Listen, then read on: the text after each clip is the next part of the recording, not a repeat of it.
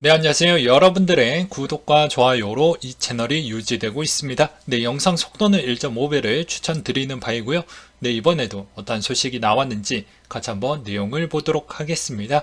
일단 가장 중요한 시행 스케줄 먼저 설명을 좀 드리려고 하는데요. 네, 5월 3일 기준으로 미국 FOMC가 4일까지 이루어지게 되는데요.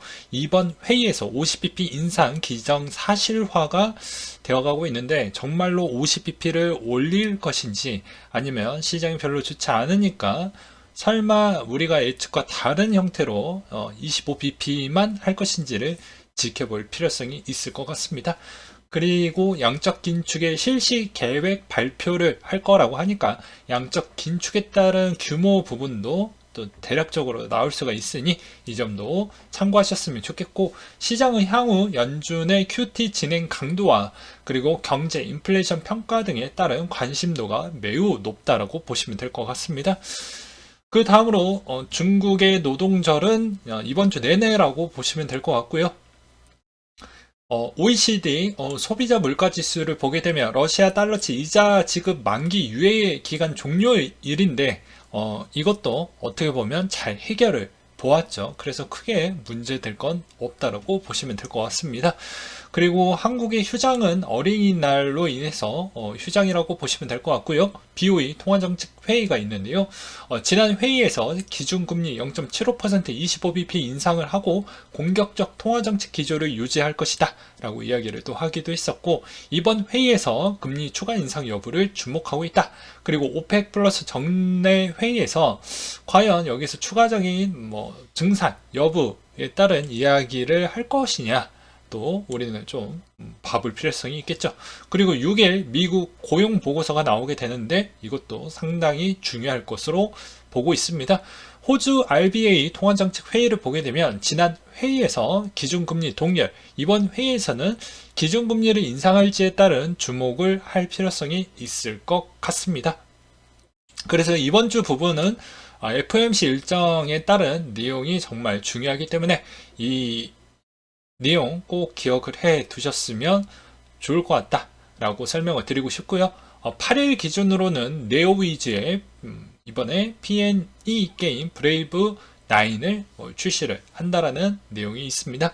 그리고 5월 9일자 마리우폴에서 열병식 계획을 갖고 있다고 하는데, 과연 5월 중에 전쟁은 정말로 마무리가 될 것인지 아니면 계속해서 이어나갈 것인지도 좀 지켜볼 필요성이 있을 것 같습니다. 그 다음으로 미국의 미시간대 소비심리 예상치가 65.7로 하회했으나 전월 대비 상승한 수치로 59.4에서 65.2 정도가 되었다고 하는데요. 12월 기대 인플레이션은 전월과 동일한 5.4%를 기록을 했고, 5년 기대 인플레이션 또한 전월과 동일한 3%를 기록을 했다라는 것과, 미시간대에 따르면 중국 내 코로나 확산에 따른 공급만 차질 러시아 우크라이나의 전쟁 장기화, 강한 긴축 기조로 소비자들의 미국 경제에 따른 신뢰가 잃었다라는 주장도 나오고 있다라고 합니다. 그래서 좀 매우 혼란스럽다라고 볼 수가 있게 되겠고요. 국내 무역 수지 예상치가 마이너스 16억 달러를 하회하며 마이너스 26억 달러를 기록을 했다라고 하는데요. 원유, 가스, 석탄의 에너지 수입액이 수입 증가세를 주도하는 가운데 북미와 아르헨티나의 가뭄, 그리고 러시아 우크라이나 전쟁 심화, 그리고 세계 주요 곡창지대의 악재로 밀 옥수수 가격이 급등을 해서 농산물 수입도 역대 최대치로 근접을 했다라고 볼 수가 있게 되겠습니다. 근데 저는 어쩔 수가 없어요. 왜냐면 대한민국의 지형 구도를 보게 되면 산악지대가 거의 70%가 되어져 있기 때문에 어떻게 보면 수직 스마트팜 시대가 빨리 와야지 어느 정도는 그래도 좀 도움이 되지 않을까라는 생각을 갖고 있습니다. 근데 아직은 좀 멀었다라고 저는 보고 있어요. 러시아 중앙은행 총재가 러시아 올해 경제 성장이 8에서 10% 감소할 것이다라는 예상치를 내놓기도 했습니다. 금리 인하 배경은 인플레이션 압력과 기대 인플레이션 하락하고 있다라고 해서 경제 활동 둔화된 것이 관측이 되었다라는 이야기를 또 하기도 했었고요. 외국산 원자재 부품을 사용하고 있는 기업들이 점차 재고 소진으로 어려움을 겪고 있다. 빨리 새로운 공급업체를 찾는 형태로 갈 거라고 하는데, 과연 우호적으로 도와줄 수 있을 만한 동네가 지금 많이 힘들어하고 있는데, 코로나 때문에 그게 잘 타진이 될 것인지도 우리는 좀 지켜볼 필요성이 있을 것 같습니다. 그 다음으로 달러 인덱스 추이는 103.1을 기록을 했다라고 하는데요. 러시아산 에너지에 따른 유로존 금수 가능성 등으로 유로존 경기 침체가 우려됨에 따라 유로화 약세를 지속했고, 중국 및 일본의 통화 완화 기조로 달러와 강세 환경이 지속되어 상승을 했다라는 것과, 금 가격 추이는 온스당 1896달러 선으로 마감을 보여주었다고 하는데요. 연준의 매파적 행보 등의 달러 강세 환경이 지속이 되고, 금 가격 하방 압력으로 작용을 했다라는 내용이 있었고, 유가는 배럴당 104달러 선으로 마감을 보여주었다고 하는데요.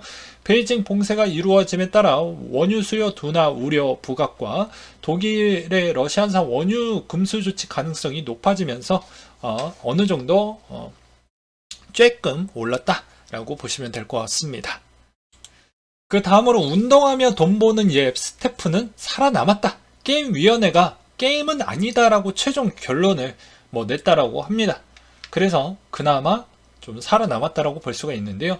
과거 지난 12월 달에 이제 국내 게임 개발사가 출시한 무한 돌파 삼국지가 일단 사행성 조장으로 인해서 이게 일단 취소가 됐죠. 그래서 이번도 이건 사행성 아니냐라고 볼 수가 있는데, 이것까지 막는다라고 하면 이건 좀 문제가 있습니다. 참고로. 왜냐면 운동이 일단 들어가져 있기 때문에, 운동을 진짜 적극적으로 해야, 그리고 적극적으로 참여를 해야 그만큼 또 리워드를 해주니까, 좀 비슷한 형태도 좀 있죠. 보험 업계에서도 그런 게 일부 있기 때문에, 이걸 또 확장적 해석을 또 하게 되면 보험 업계 쪽도 타격이 갈 수가 있다 보니까 좀 그렇게 보는 것 같습니다. 이게 이번에 생긴 그런 건 아니거든요. 기존에도 비슷한 루틴으로 되어져 있는 게 좀 많이 나왔기 때문입니다. 그 다음으로 오늘부터 유류세 30% 이나 7월 말까지 연장을 한다라고 하는데요. 이거는 거의 효과가 없다라고 보시면 될 것 같습니다. 왜 그러냐면, 이 기사가 나와서 아마 더 화를 더 많이 낼 수도 있게 되겠는데요. 왜 그러냐라고 이제 물어보실 수도 있겠죠. 그 이유는 이제 이론적으로 보게 되면 여기에서 이렇게 될 수가 있어요. 근데 왜 이게 효과가 없냐? 환율이 미쳤죠. 그래서 어떻게 되냐면, 요게 여기에서 머물 겁니다. 네, 환율 때문에 어쩔 수 없이. 그래서 이거 30% 이나 해봐야 큰 의미가 없다라고 보시면 될 것 같아요.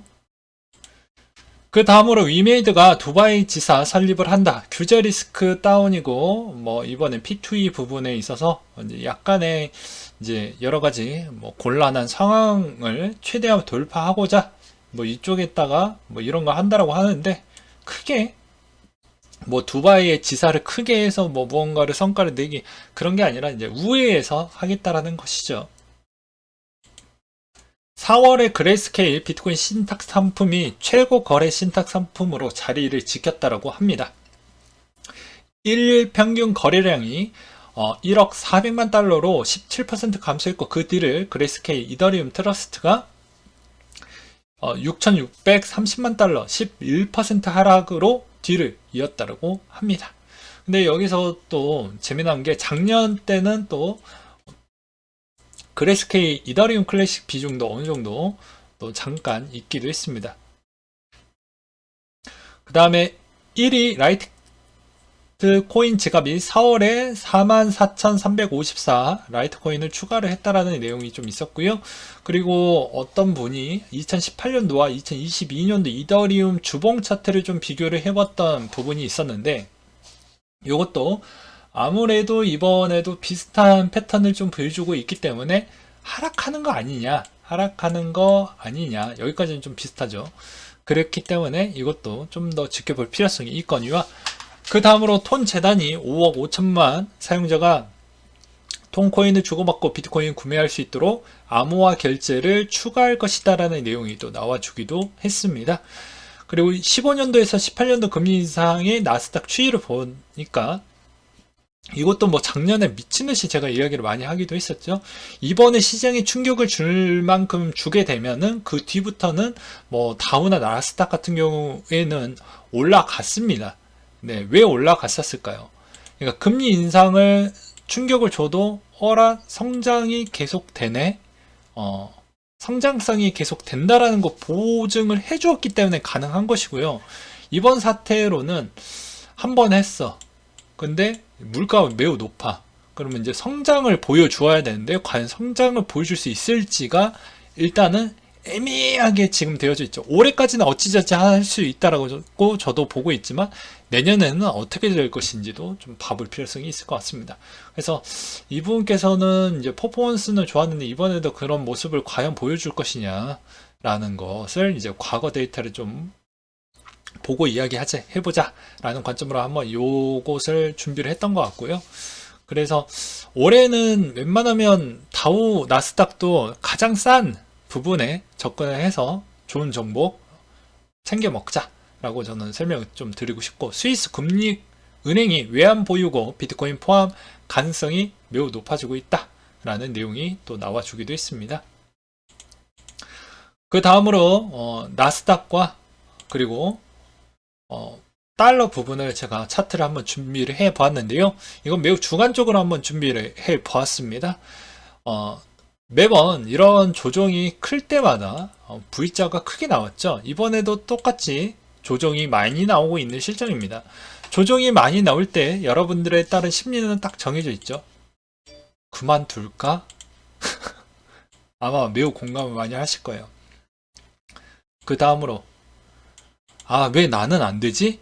이런 생각을 많이 하고 계실 것인데, 이제 여러분들은 이 생각을 좀 고쳐 먹을 필요성이 있습니다. 투자로 끝까지 성공을 하려고 한다고 하면 아무래도 시간이 어느 정도 해결을 해줄 것입니다. 단 어떤 형태, 큰 대기업 아니면 좀 대형 코인, 그리고 우리 이때까지 몇 년 동안 지나와서 아직까지도 순위에 머물고 있는 그런 코인들이 있죠. 그런 코인들 위주로만 시간이 알아서 해결을 해준다. 나머지 약간 도전적으로 할 시즌은 약간은 좀 내려놓고 시장을 봐야 되지 않겠냐.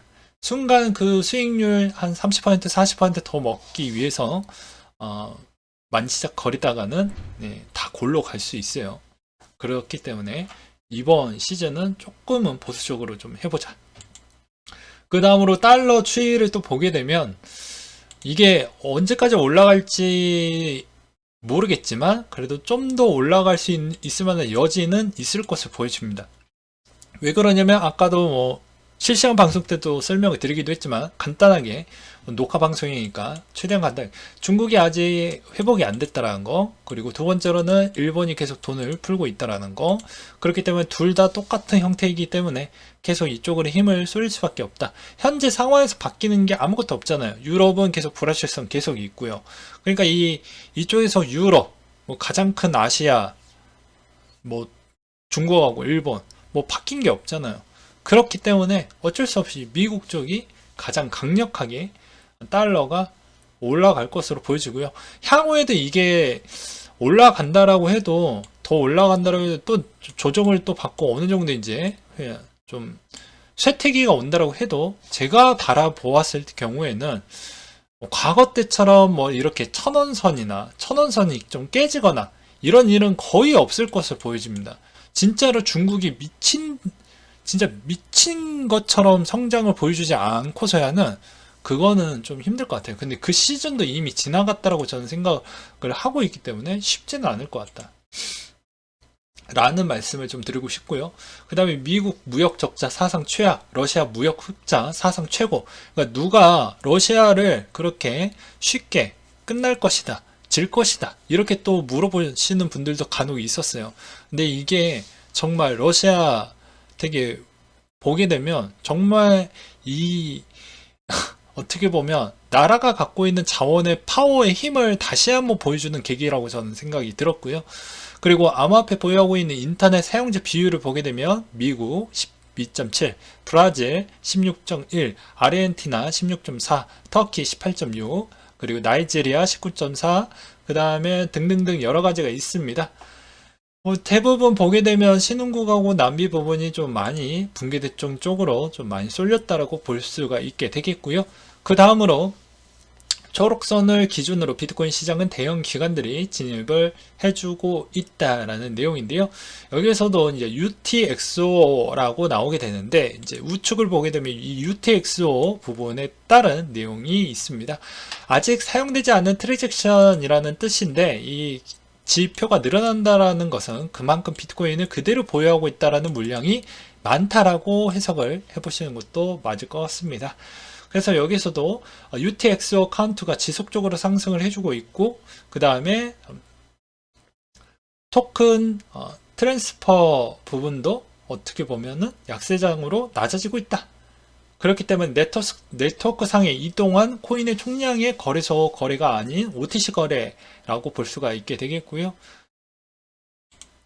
현재 비트코인 가격을 생각을 했었을 때 이제 토큰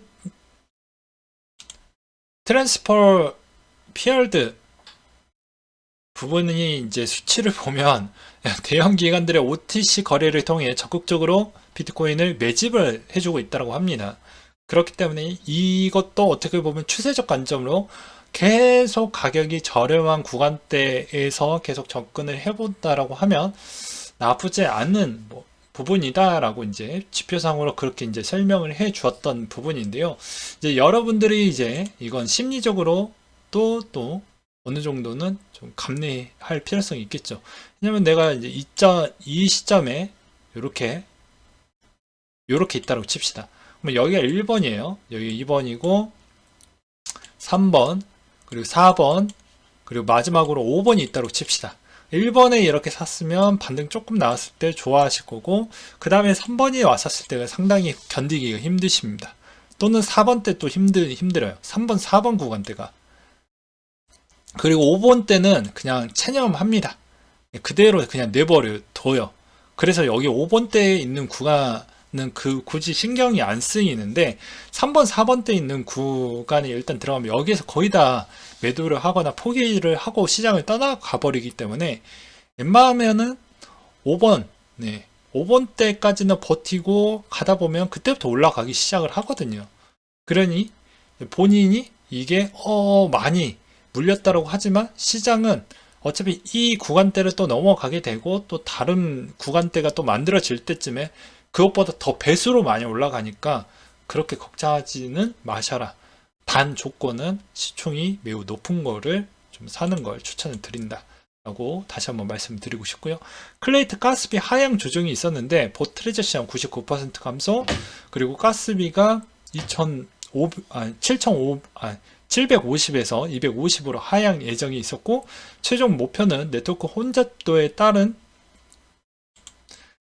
다이나믹 가스비 모델을 적용을 한다고 합니다. 네, 그리고 4월 가스비가 약 100만 클레이 소각할 예정이라고 되어져 있습니다. 그리고 파나마 비트코인 기탑 8개 암호화폐 무제한 사용 승인을 예정을 두고 있다라는 내용도 있었고요. 그 다음에 역사에 기록될 증시 폭락이라고 해서 나스닥 기준으로 파란색 45%, 노란색 22%, 그리고 빨간색 5% 주식이 각각 50, 75, 90% 하락을 했다라고 합니다. 코로나 쇼크를 제외하고 이 정도 폭락은 그냥 애교 수준이라고 볼 수가 있게 되겠죠. 그래서 여기에서도 가장 중요한 이야기를 또 하기도 했었는데요. 역사에 기록된 폭락장에서도 분할 매수하면 성공은 항상 보였다. 그리고 졸업이 있었다. 그러니까 여러분들 졸업하고 싶으면 이 무서운 공포감 그대로 감내하면서 투자를 할 필요성이 있다라고 볼 필요성이 있거니와, 그리고 업비트가 전일 대비 하이 10개 종목이 김치 프리미엄이 생겼다고 하는데, 이 김프 이제 어떻게 보면 이 김프 이제 그대로 먹을 수가 없죠. 트래블 룰 때문에.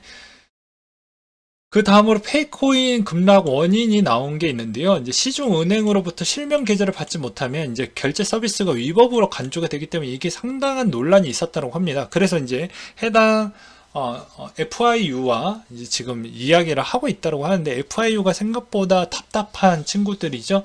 과연 그 이야기를 들을 수 있을까요?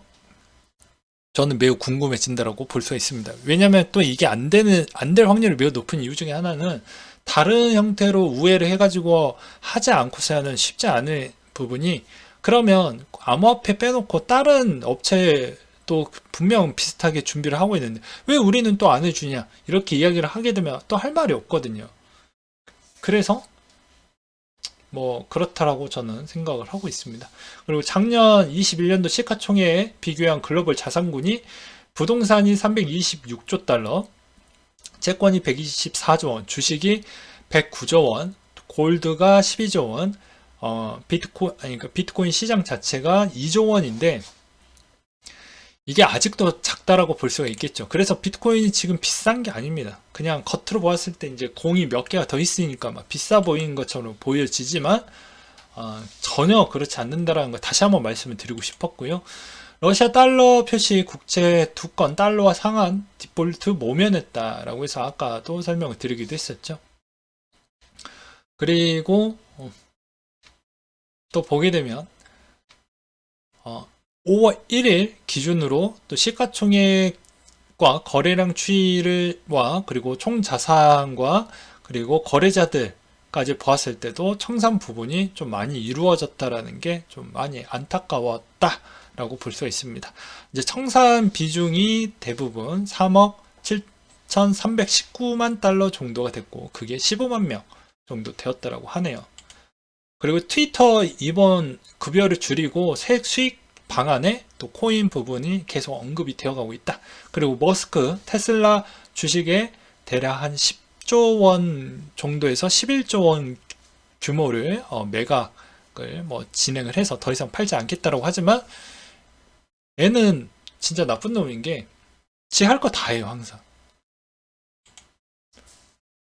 그래서 그게 좀 마음이 아팠고요. 그 다음에 이제 또 코빗이 이렇게 또 광고를 하고 있는데 과연 광고 효과가 제대로 이루어 날지, 그리고 코빗이 최근에 뭐 농협하고 거래를 하고 있었는데 이제 카카오뱅크 이야기가 슬슬 나오고 있습니다. 과연 결과가 어떻게 나올지도 매우 궁금해지겠거니와, 그 다음에 이번 주 부분은 아무래도 대부분 이제 글로벌 기업들이 시장이 자꾸 안 좋으니까 최후의 카드를 꺼내고 있습니다. 이제 자사주 매입을 많이 꺼내고 있기 때문에 아무래도 이제 주요 기업들이 자사주 매입 부분에 관여를 하게 되면 이제 슬슬 반등이 오지 않겠냐라는 그런 의견도 있었고요.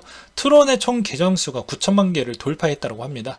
최근에 제가 트론 이야기를 좀 많이 해주고 있죠. 트론이 조금 올라가고 있을 수밖에 없는 이유는 5월 5일 기준에 이제 그 서비스를 진행을 하니까 그 전에 트론을 좀 갖고 있어야 되지 않겠습니까? 그리고 또 다른 성향은 그냥 트론만 사놓고 어차피 이자 받을 친구들 아니면 난 차익 실현 친구들 둘 중에 하나만 선택을 하면 된다라고 이야기를 했죠. 그래서 그렇게 보시면 될 것 같고요. 이번 5월달 캘린더 부분은 이러하다라고 하니까 참고만 하셨으면 좋겠습니다. 제 눈에, 그리고 제가 좀 그나마 애착이 좀 많이 가는 거 하나만 이야기를 해본다고 하면 이오스 하드포크가 19일에 있는데 과연 가격대가 어떻게 변할지 저도 매우 궁금해지기도 하네요. 네, 오늘 내용 여기까지 준비를 했고요. 항상 이제 이번 주 부분이 가장 어려운 부분이니 적절하게 잘 대응을 하시길 바라겠습니다.